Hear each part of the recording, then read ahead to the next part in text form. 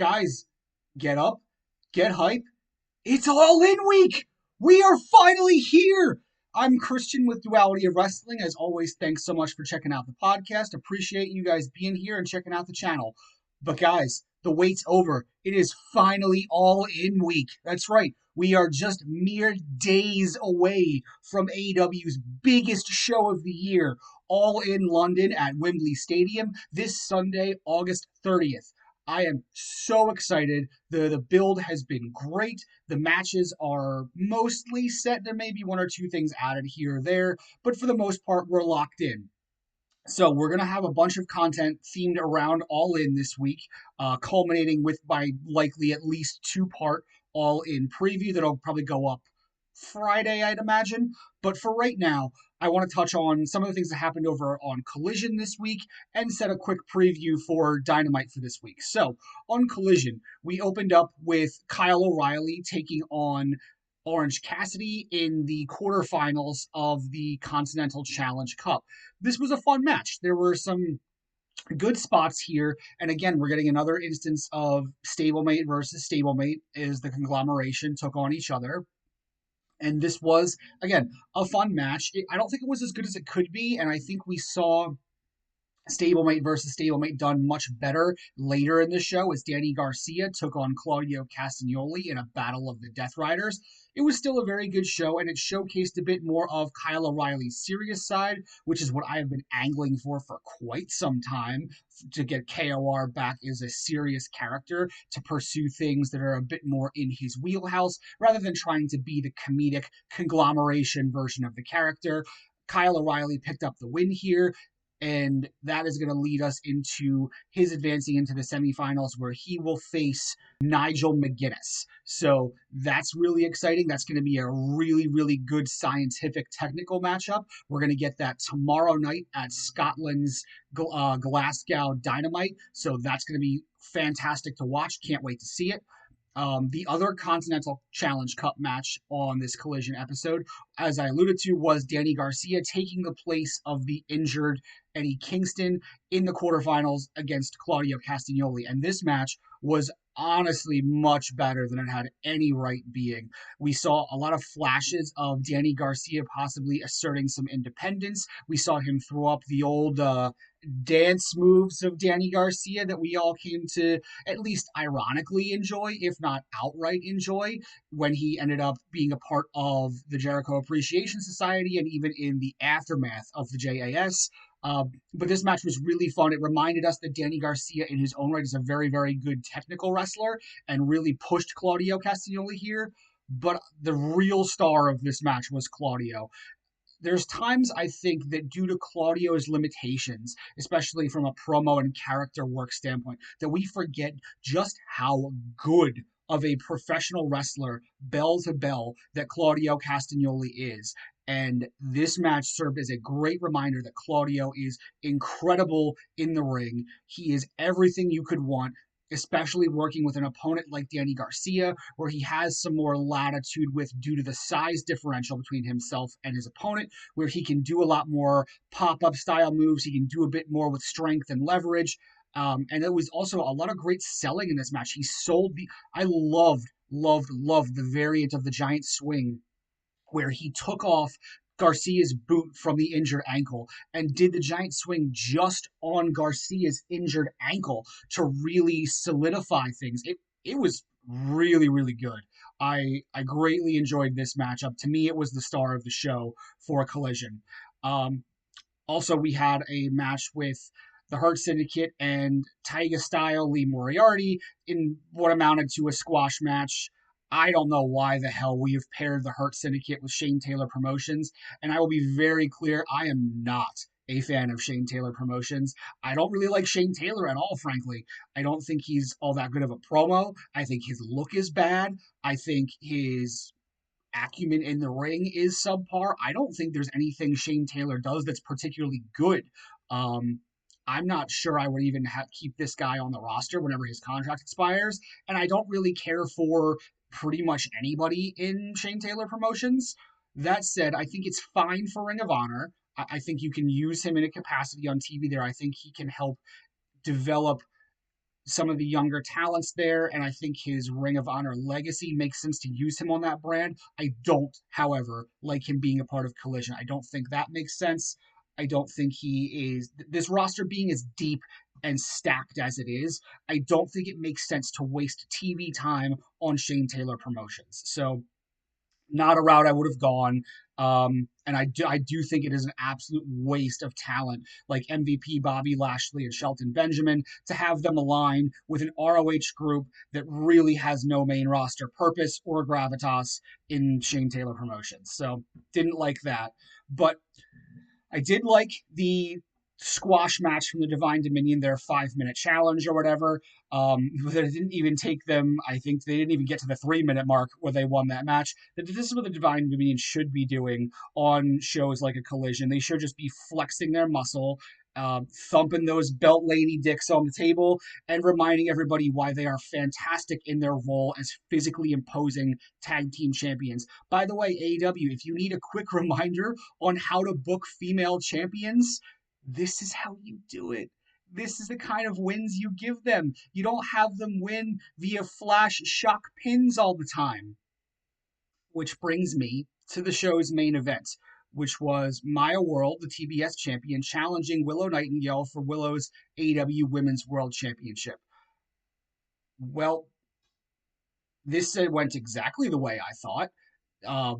Maya got absolutely no pop whatsoever coming out. The crowd flat out sat on their hands for Maya World. There was crickets, and I think even crickets is being generous because at least crickets make noise. The arena was deathly silent, and I was paying attention really because I wanted to see what the juxtaposition would be like from a new babyface they're pushing really hard to one that is well established and already beloved by the audience in Willow. And the difference was it was a chasm of difference. I mean, an ocean of difference. I'm not even sure does it justice. We're talking galaxies of difference. People were clapping in Willow's entrance. Willow continued to get pops throughout the match. The crowd was clearly behind her.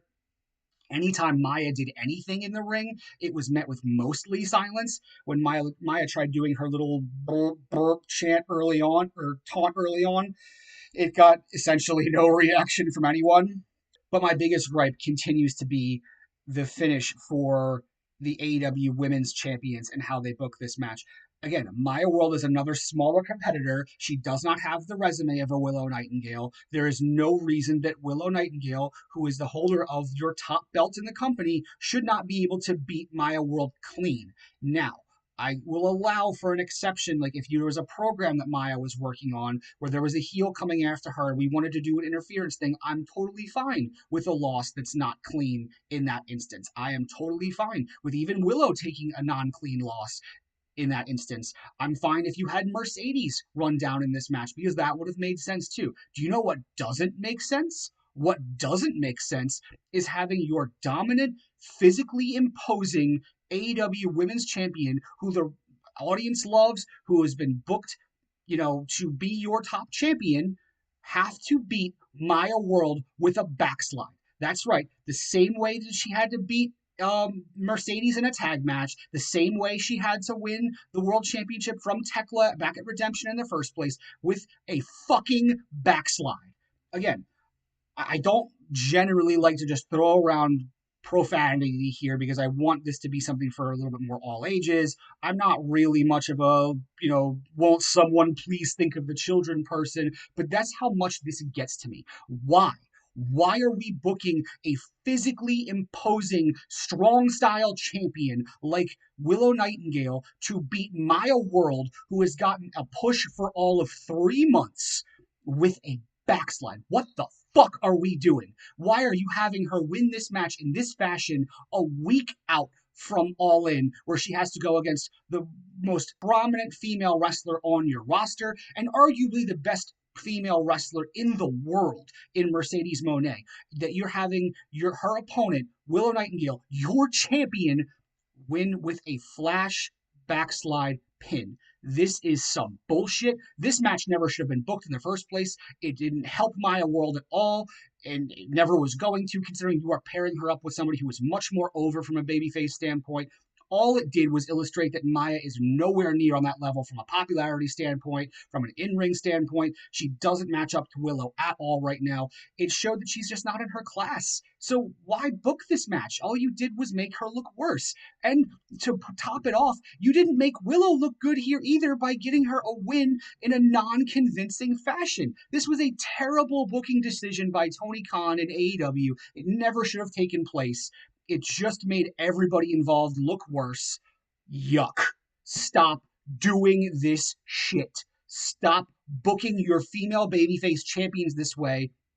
Again, as I said, Willow is over enough that the audience won't notice, even though it is still diminishing a little bit for her credibility. But Maya World, it is doing a world of disservice to her, pun intended, for having her have to win matches this way on her own right, when she didn't hear, and putting her up against Willow where she was not going to get the kind of reaction. Ugh, this was a total clusterfuck. And just for those keeping track, when Maya World did her fall away slam pin finisher, it still looks like shit because she still won't bridge her feet. I've seen Persephone throw bridges in doing similar moves. It looks much better. Maya World's feet look like this to the ground. Here's Maya World's feet. Here's the ground. Maya, your feet should be like this. This is what a bridge is. Has someone taught her that when you do a move like that, where you are bridging your back over, this is how your feet should look in comparison to the ground? Oh. Anyway, again, let's get happy, y'all. It is All In week. We've got a stacked ass Dynamite. We've got the Death Riders colliding in the semifinals for the Continental Challenge Cup. We have Jon Moxley facing off against Claudio Castagnoli. That's going to be awesome. I can't wait to see it, especially if we get the idea that maybe this plants seeds for an eventual Mox split from the Death Riders or an eventual Death Riders mutiny like I have been begging for. So that's got my interest from that standpoint. But also, these are two guys who are great in the ring. Can't wait to see it. And then, as I alluded to, we're getting Nigel McGuinness versus Kyle O'Reilly. Technical brilliance. Cannot wait to see what they're able to pull off, even if Nigel's a bit dinged up. It's going to be really good. And hopefully it will also plant some seeds for Kyle to move forward as a more serious character and branch away from the conglomeration. I'm expecting Moxley and Nigel to win. That sets us up for a finals in London of Nigel versus Mox for the Continental Cup and the Continental Championship. The only other match announced for the show that we got dropped on us at Collision is that we're going to get Swerve Strickland versus Jungle Jack Perry. I'm a little bit surprised at this because to me, this is a pay-per-view match. This is, two very prominent AEW characters. You have a former world champion in Swerve. You have a former, four pillars guy in Jack Perry, who's been allowed to be a bit more serious as a babyface, who they had a really good segment on Collision the week prior where Swerve said Jack Perry wasn't ready to walk with killers, and Perry said he wanted to face all the former world champions to prove that he was on that level. I liked that build, and thus I like the booking of where they're getting to. What I don't really like is that we're hot-shotting this on the Glasgow Dynamite, a couple days before All In.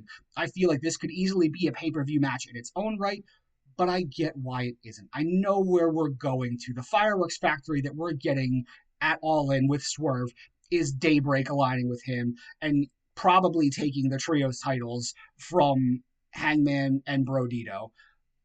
I get it. I just don't love that we're rushing this onto a Dynamite when I think we could have done this match at, let's say, All Out in Chicago. We could have even built this up a bit more and done it at the newly announced Grand Slam France that I haven't even had a chance to mention yet. That just got dropped on us early this week, that AEW is doing its first ever show in France as their Grand Slam to wrap up their big Dynamite shows for the year. So that's something we could have built towards. I just don't like that we're doing it this soon. I think it's going to get overshadowed a bit considering we're so close to All In. I would have liked to have seen this match breathe a bit more on its own. We're not getting that, but it still will be a really good match. Both of these guys are very good in the ring. I'm curious to see where they go with it. I assume Swerve goes over here. I don't think you have Swerve take the loss heading into All In when we're getting him going to be put in such a prominent spotlight alongside Daybreak. But I don't love that we're going to put a loss again on Jack Perry here, because all that does is prove Swerve's point and would kind of theoretically nip the storyline in the bud, unless we circle all the way back around to Swerve as Jack Perry hits up former world champions, maybe like a Jericho, Moxley, other guys like that. So I can understand that a bit more. I don't know that I would be doing this in quite this fashion, this close to All In. That's what we've got announced for Dynamite so far. The only other things that have been announced are mostly just segments. We're going to hear from Andrade El Idolo. We're going to hear from MJF, both about the gauntlet match that they're going to be at the 1 and 2 spots in, respectively, for a shot at the AEW World Championship. I'm sure we'll get some physicality between the two. Honestly, hopefully we merge the two segments, because right now, I don't think there's a need to have individualized segments for one specific match. And there's a lot of stuff we're not getting much announced for right now. We're not getting anything announced for the tag team titles match between the Bucks and Cage and Cope, which I feel is, pretty much a disservice to that feud and what it could be. We're not getting anything announced at present for the international title three-way, which is something everyone is looking forward to. And then, there's some other things we just don't have happening at all. I haven't mentioned this in a few weeks because I would imagine this person is being rewarded for their efforts this year with some well-deserved time off. It is criminal that we are not getting Tekla on the All-In card, whether it be to further the Stardom feud, whether walking in as champion to defend against Mercedes Moné, whether added to the world title match with her and Willow as a three-way match. It is criminal given the excellent work Tekla did carrying the women's main event scene this year, that she is not on this show for any other reason than she requested time off. If she requested it, then fine, no qualms. But if this is just something where they didn't have anything for her, or didn't want to add her into the three-way situation, or didn't want to take shine away from the current main event plan, I hate it. Tekla earned her spot on this pay-per-view. She should be there. And the fact that she hasn't been on the show at all is really disappointing. So there definitely are some other things I would like to see propped up here. I'm sure we'll get more with the trios titles, because that's been a wide-spanning program that's looped in the Demand and the Dogs and the Bang Bang Gang and so many other factions at this point that I would imagine we'll get something there. So I'm sure we will get more, but that's what we've got announced right now. We've got those 3 matches, those 2 segments. And then obviously, as I mentioned, we announced on Monday we're going to do Grand Slam France in October. So that's going to be pretty cool. It'll be relatively soon on the heels after All Out in Chicago. So I don't think we'll get a lot of fresh matches there. I'd imagine we'll get some rematches, maybe some number 1 contenderships. So I'm interested to see where that goes, but that's what we've got right now. So programming notes for this week: I will be back following Dynamite with my Dynamite review. Then I will be back on Friday with the full All-In preview, and that'll definitely be a 2-parter. So stay tuned for all those. For right now, stay excited, stay hyped for All In. I'm Christian with Duality of Wrestling. See you in the next one, guys.